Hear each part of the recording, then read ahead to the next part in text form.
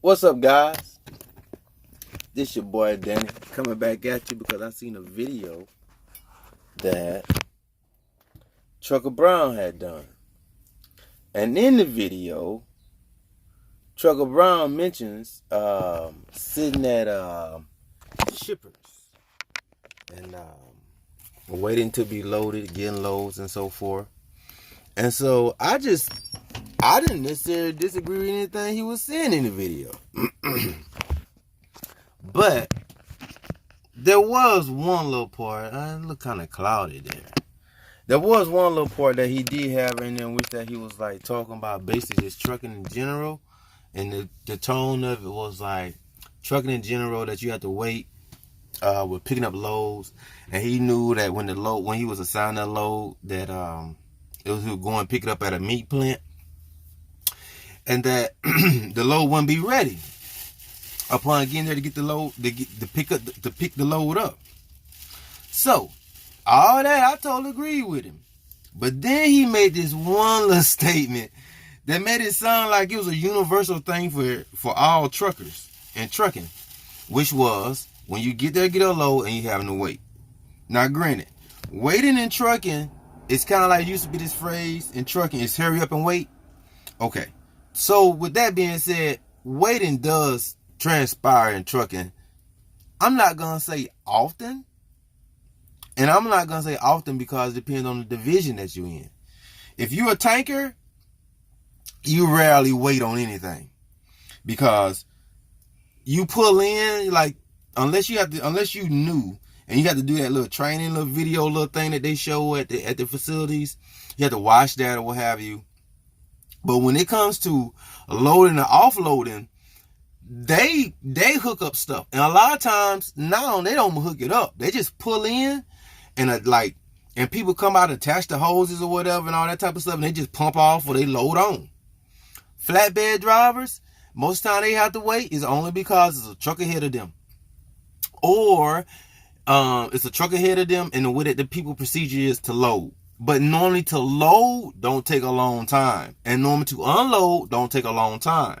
Now, certain facilities in flatbed, and according to certain seasons, like they build a lot of stuff, and there's only one cement plant nearby, and something like that, and they pack it in the cement for some particular reason. Okay, you may wait then because it may be like 30 trucks that work in the same job site, and all this material going to the same job site. So you may wait then. But as far as coming to loading and unloading, when they actually putting the material on and off the trailer, it doesn't take any time near the way it does in refrigerated freight.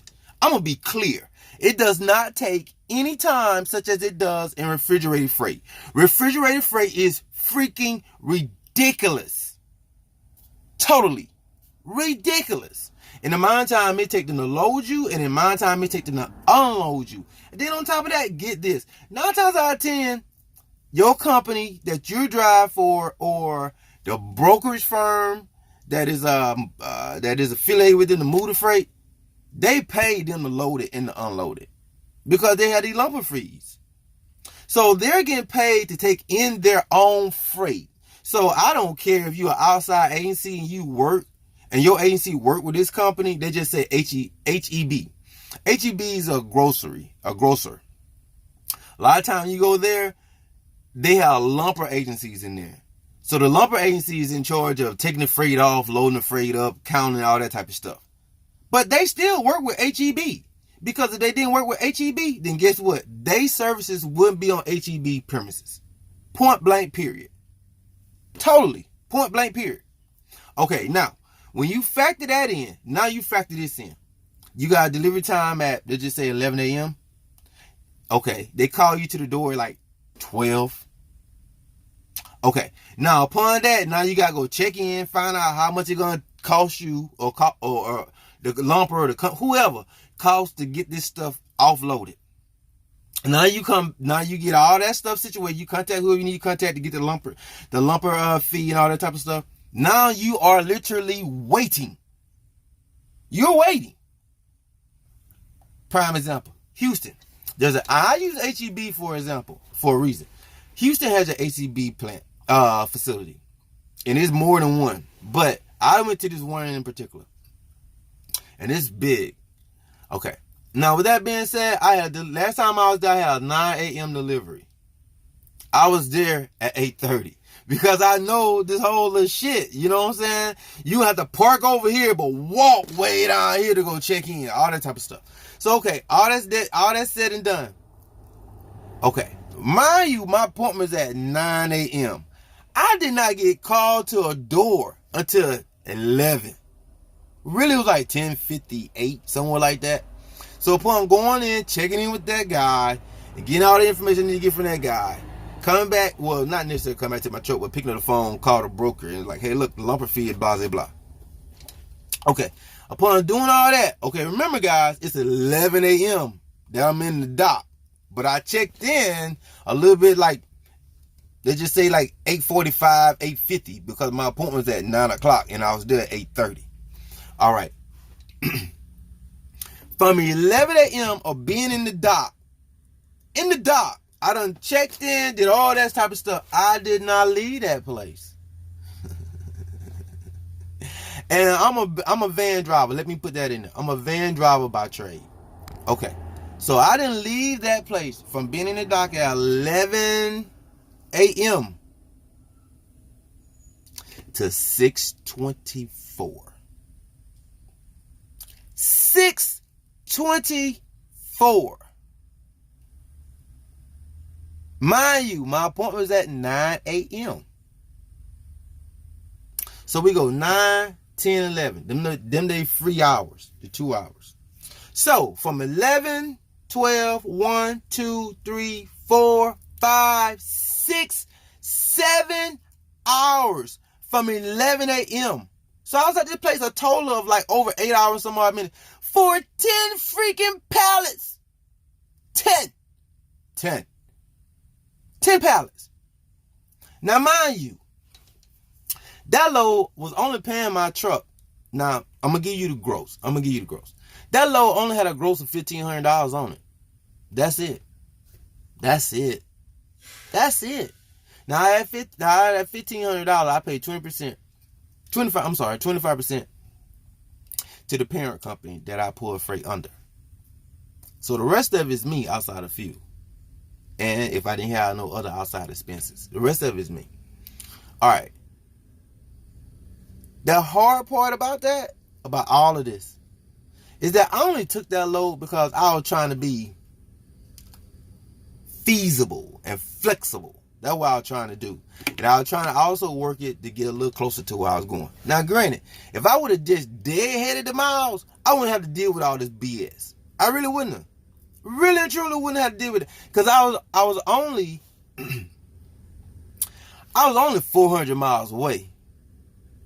So I could have deadheaded that shit and been totally out of that. Because the load I was going to go get, it was paying $3,500 on 1,500 miles. A 2 days and a quarter trip. But get this, because that bullshit ass load fucked up every damn thing else, now that kicked me out of the main load. And now I'm kicked out of it, so someone else got the load. A gravy load. When I say gravy, I done ran this load before. It is so gravy. The load only weighs 10,000 pounds. That's all the load weighs. It's a straight freaking shot. Easy on, easy off, both from the shipper to the receiver. Everything is simple. Mwah.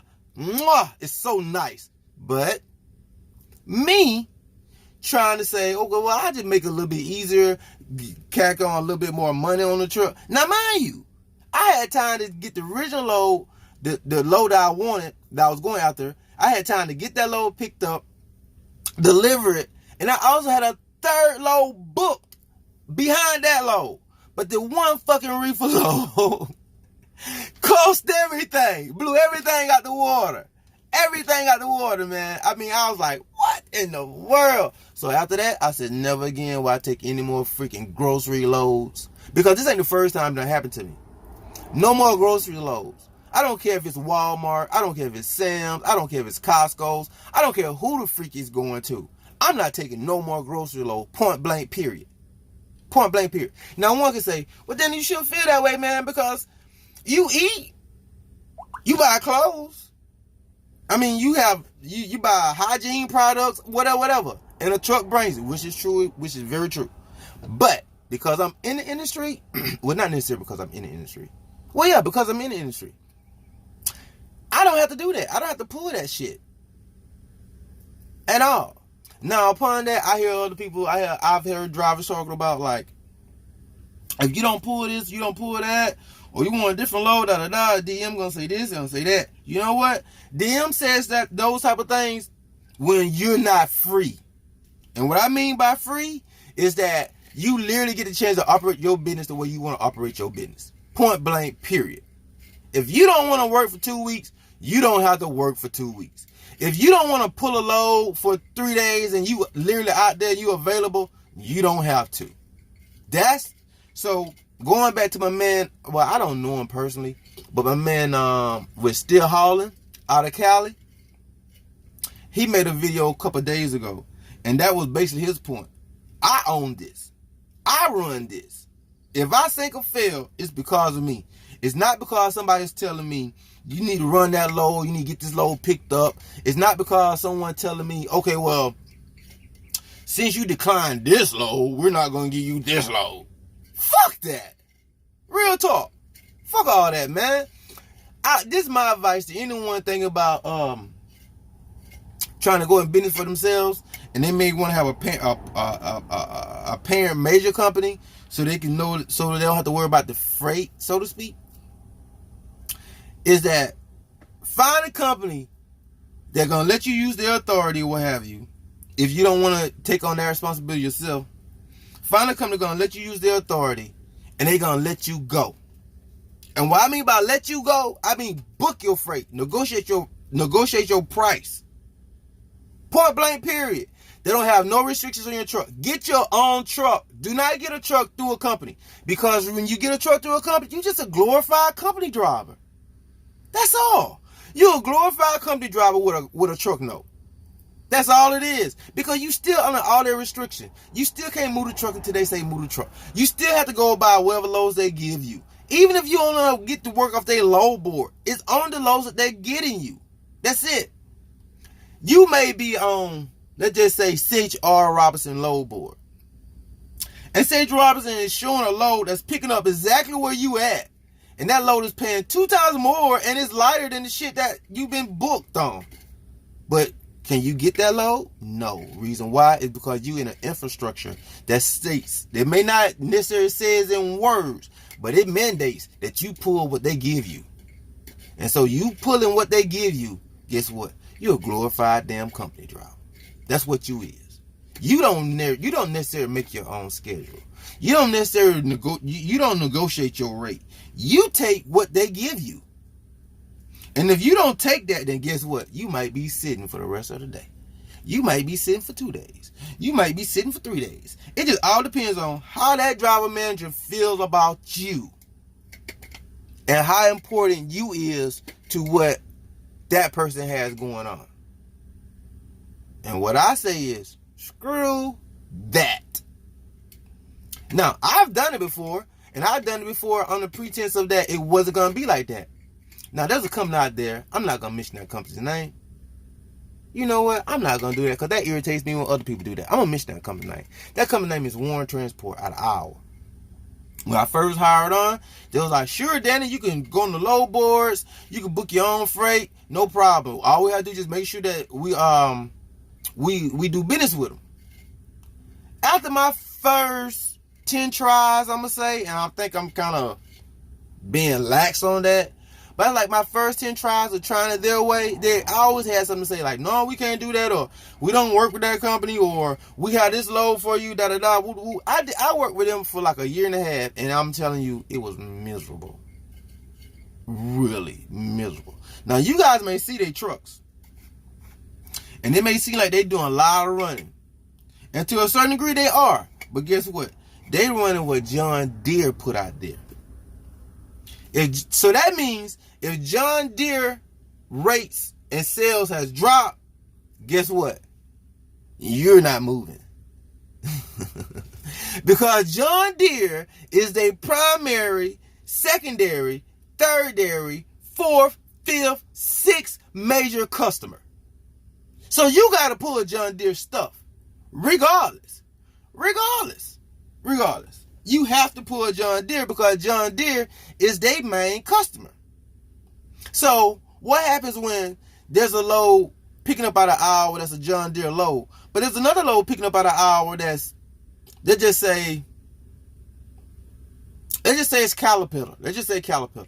And Caterpillar may be a load coming out of Iowa going to Georgia. And let's just say Griffin, Georgia. It's going to Griffin, Georgia. That load may be paying like $2,600. But Warren said, oh no, we got this load right here for you, Danny.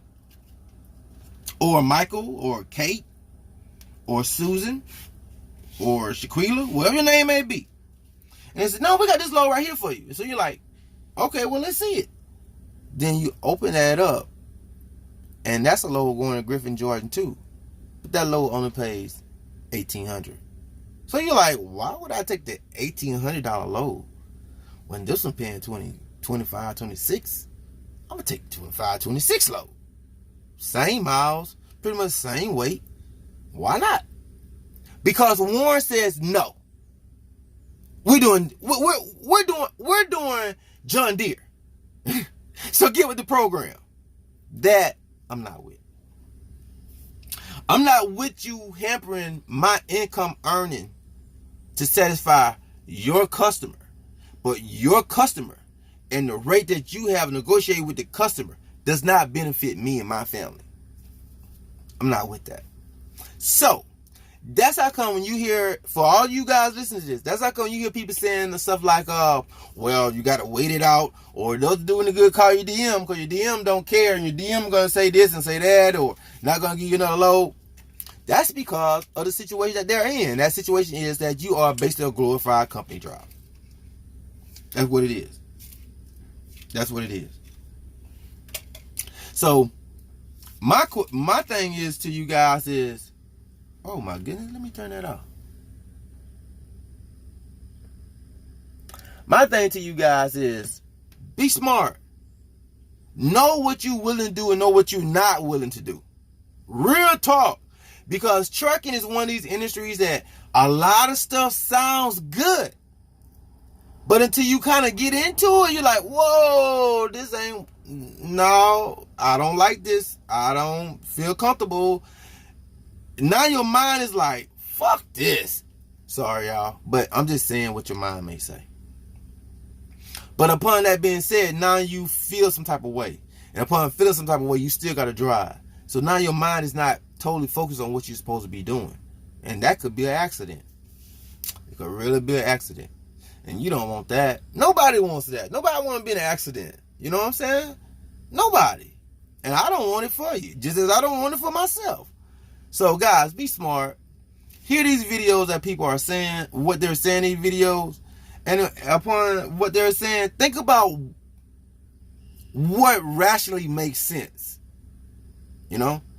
Because of what rationally makes sense, and then that's a company that you hear this person talking about, or you feel like you want to get in that position that person's in, hear what they're saying and see how that works with you. Because you know yourself better than anybody know themselves, know you. So you will know if you feel like you had a willpower to go through all that type of nonsense. I don't have the willpower to do it. I'm not going to sit somewhere 7 hours consistently. Every freaking load, well, not every load, but like every other freaking load.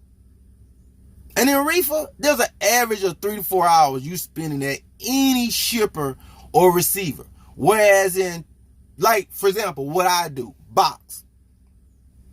I showed up here yesterday. Today is Tuesday.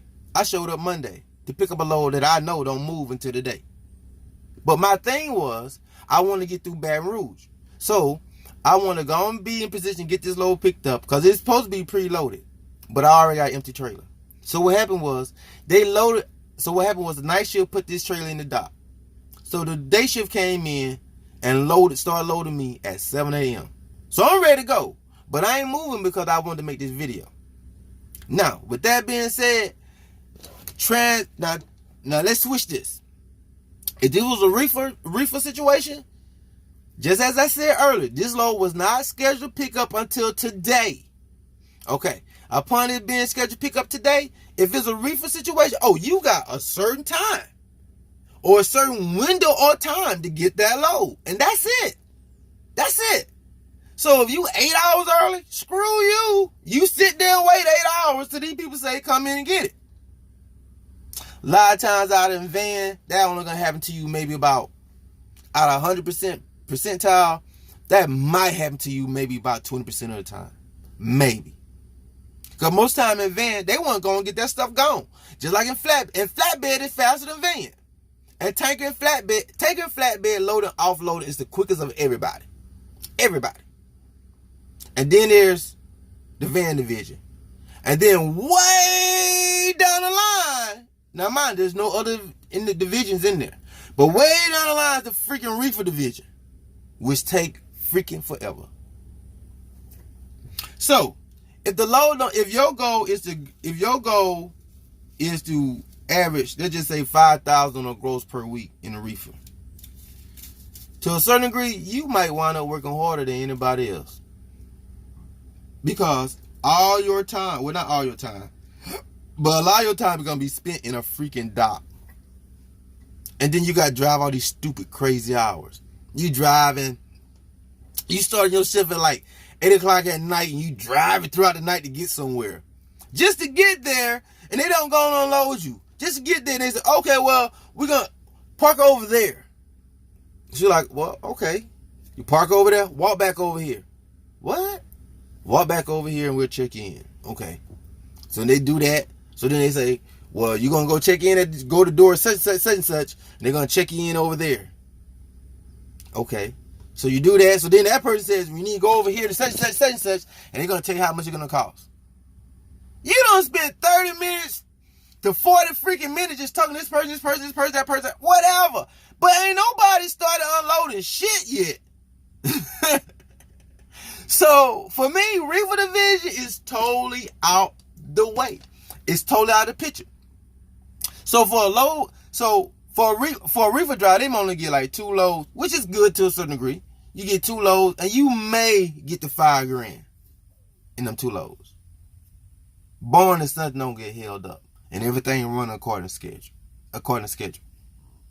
So it's really like a choice of preference people. And then the other thing about a reefer that I don't like, you got to hit that goddamn motor, click on that trailer to cool that stuff off whenever it's ready to click on, if it's working properly. If it's not working properly, now you riding down the road, looking out your mirror to make sure you see that little green light on. Screw all of that. But some people, it's a challenge to them. They enjoy it. They down with it. So be it. So be it. So I just thought I'd chime in, guys, and to say that little part right there. And you don't have to believe me. If I'm you, to a certain degree, I probably won't believe me either. Because, like, who is this guy? I ain't never seen this guy videos before. He seemed to be pretty new. What is he talking about? Blah, blah, blah, woo, woo. But I'm going to give you the facts. I ain't going to sugarcoat it. I ain't going to make it sound good. All that type of stuff. I'm just going to give you the facts. Now, it may hurt your morale if that's what you think about if that's the vision you think about going into.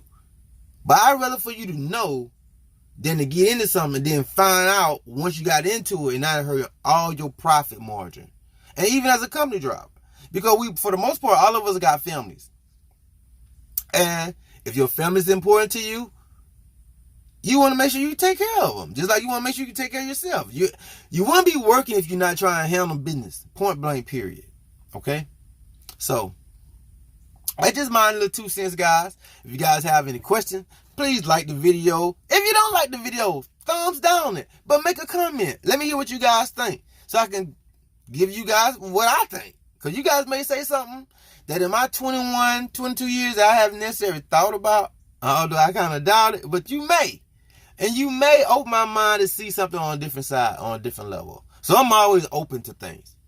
As long as you don't come at me bashing me. Let me put that in there. Don't come at me bashing me, and you will get a respectable conversation every time out of Danny. Because that's just how I am. I'm not going to bash you, so I don't want you to bash me. So, like, subscribe, guys, and let's make this channel, let's get 50 subscribers. Let's start out small. Let's get 50 subscribers. And let's go from there.